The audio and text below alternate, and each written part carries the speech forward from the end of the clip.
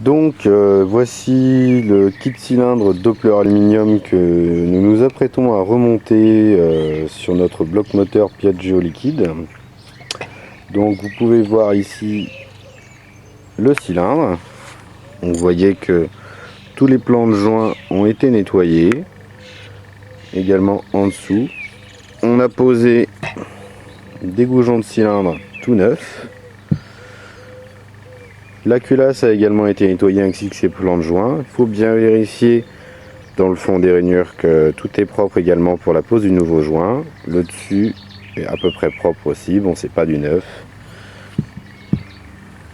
Un piston également nettoyé. La gorge du segment doit être bien propre aussi pour recevoir le segment, pour que ça force pas. Ensuite, des joints neufs. Voilà, vous avez également les 4 petits joints toriques qui vont pour la culasse, en plus de celui-là, et du joint d'étanchéité extérieure. Il vous faut également, bien entendu, 2 circuits d'axe de piston neufs, c'est impératif. S'ils ont déjà été montés, il y a un risque qu'ils sautent, qu'ils sortent de l'allongement pendant le fonctionnement du moteur, et forcément là vous cassez tout. Un axe de piston et sa cage à aiguille, neuf également. Voilà, et bien écoutez, on va se préparer à remonter ça, et vous verrez à peu près comment ça se fait. Alors nous y voilà, donc il faut dans un premier temps remonter le segment sur le piston, vous le présentez dans la gorge, vous faites tout doucement surtout, un segment ça casse très bien, là vous y êtes. Bien entendu, lors du remontage, quand vous allez mettre le piston dans le cylindre, il faut faire bien attention à ce que le segment vienne fermer sur l'ergot, c'est-à-dire là où il y a la petite bille, dans le fond, voilà, ici. Voilà. Ensuite,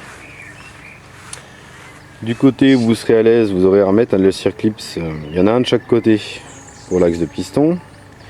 Donc pour être à l'aise, vous avez la petite flèche qui se trouve là sur le piston. Je ne sais pas si je vais réussir à vous la montrer. On n'y voit pas très bien, elle est ici. Ça, la flèche indique toujours le côté échappement, donc vous ne vous trompez pas de sens. Donc le piston, il y en a dans ce sens-là. En ce qui nous concerne, pour la repose sur les carters, on est forcément plus à l'aise de remettre le deuxième circlips de ce côté-là et non pas par là. Donc on va d'abord poser le premier circlips sur le piston, tout de suite. Comme ça, ce sera fait. Je vais vous montrer comment on fait ça. Donc il faut une petite pince à bec fin, coudée de préférence. On va lubrifier légèrement.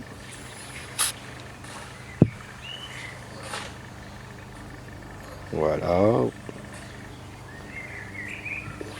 Hop. Vous prenez le circlips avec la pince comme ceci. Vous le présentez légèrement en biais et en tournant, vous insérez le circlips. Voilà, qui prend sa place comme ça, voilà. Donc là vous avez le circlips qui est donc bien placé. Ensuite, on va donc remettre le piston sur le vilebrequin. Donc dans un premier temps, on va reposer la cage à aiguille d'axe de piston. La cage à aiguille d'axe de piston, c'est ça. Voilà, c'est un petit roulement à aiguille. Donc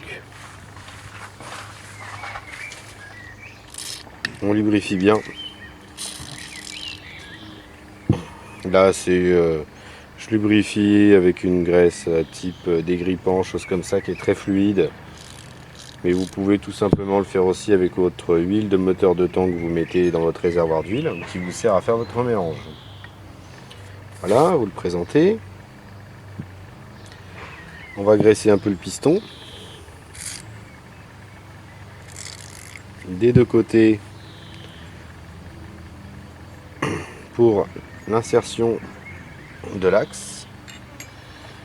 On va le présenter également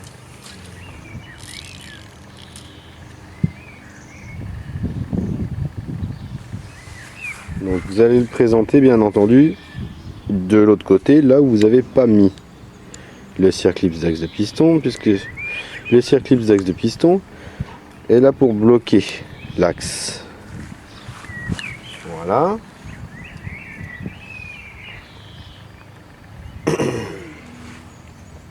N'oubliez pas toujours le piston, bien entendu, dans le bon sens. Alors donc, on va insérer l'axe de piston à l'aide par exemple d'un tournevis et puis donc d'un maillet tout simplement. Et voilà, l'axe de piston est en position. On va donc maintenant pouvoir s'occuper de poser le deuxième circlips. Donc vous avez toujours besoin d'une pince à circlips, d'une pince à bec fin coudé et donc d'un deuxième circlips. On va donc lubrifier l'emplacement. Ça va permettre au circlips de rentrer plus facilement. C'est une opération toujours un petit peu périlleuse. Faut faire attention à ce que le circlips ne tombe pas dans l'écartère. Donc on présente le circlips légèrement de travers. Vous l'insérez un petit peu dans la gorge et en tournant, vous le faites rentrer. Vous pouvez légèrement l'accompagner. Voilà. Dès qu'il y a un petit bruit, un petit clic, c'est qu'il est en place. Donc nous allons désormais remonter le cylindre sur l'écarteur moteur après avoir remis le piston. Le piston est en place. Donc on va d'abord présenter le joint. Le joint d'en base, c'est ça. Vous le présentez bien entendu comme il faut sur les goujons. Vous faites descendre petit à petit. Hop. On vient le plaquer. Voilà. Donc il est en place. Donc on prend ensuite le cylindre. Donc toujours les plans de joint bien propres, c'est très important. Donc on va le lubrifier aussi le cylindre pour aider son montage. Là, voilà. Et voilà. Donc là vous faites bien attention à la position donc du segment sur le piston. On doit pouvoir apercevoir sa position ici. Comme vous pouvez le voir, il faut absolument que la fermeture du segment, qu'on voit bien là, se trouve pile au niveau de la bille. Sinon ça se monte pas. Ou alors si vous y arrivez, c'est que vous avez cassé quelque chose. Voilà, donc on va le remettre comme ça.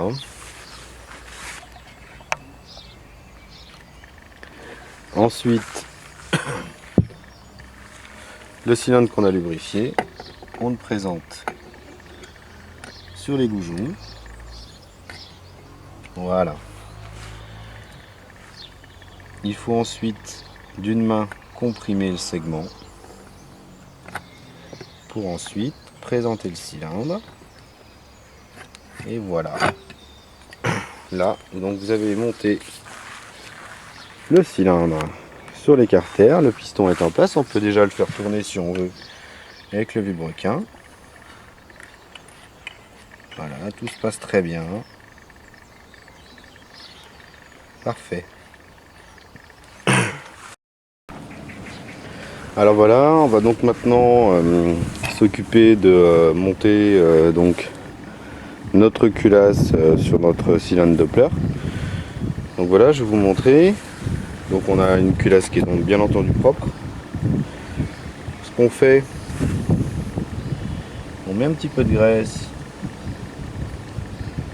L'emplacement du joint torique.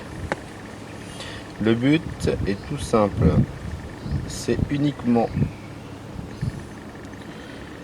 de le maintenir en place. Ça permet ça. Si on le retourne, le joint reste dans sa position. Donc voilà pour ce joint là. Voilà. Alors évidemment, le surplus de graisse qu'on peut voir là, on l'enlèvera avec un petit chiffon.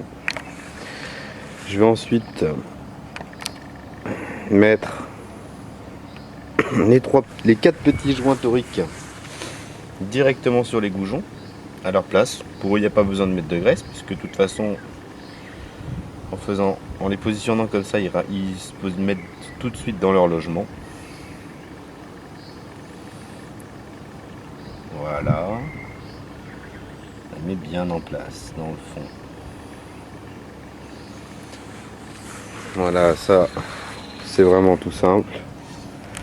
Ensuite, on va donc mettre un petit peu de graisse sur la culasse pour le joint d'étanchéité extérieure.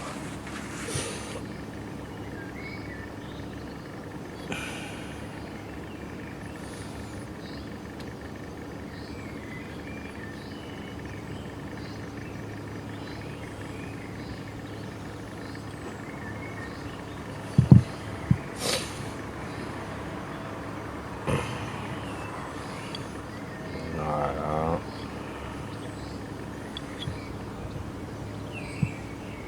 Voilà. Et un petit coup là. Donc là on en a mis pas mal. Hein. Si le joint tient bien, vous n'êtes pas obligé d'en mettre autant.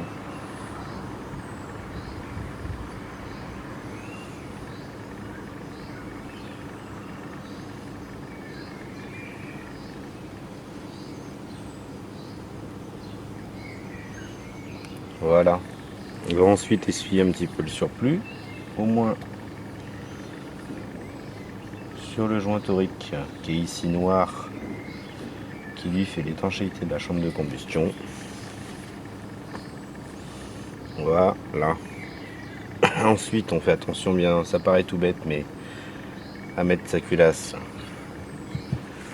dans le bon sens. Donc voilà, là, hop, on va la positionner. Vous positionnez sur les 4 boujons. Pendant que vous le mettez, vous vérifiez que personne ne sort de ce logement. Vous le plaquez à la main. Et il n'y a plus qu'à remettre donc les 4 écrous en croix, y compris pour le serrage final de la culasse. Maintenant que vous avez présenté 2 écrous, vous pouvez déjà lâcher la culasse. Voilà, donc vous serrez au fur et à mesure, un peu plus fort.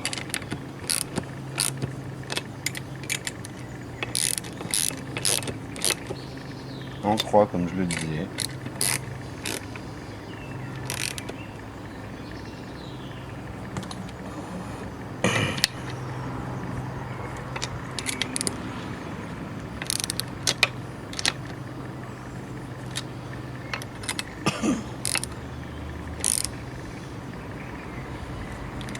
Voilà.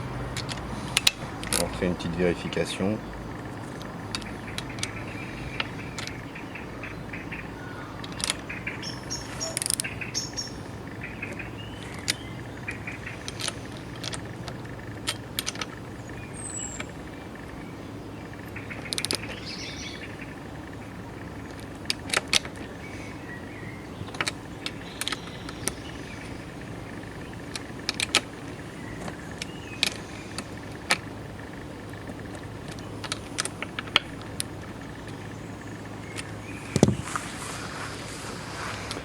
Et voilà, donc vous avez du coup là complètement terminé, hop, le remontage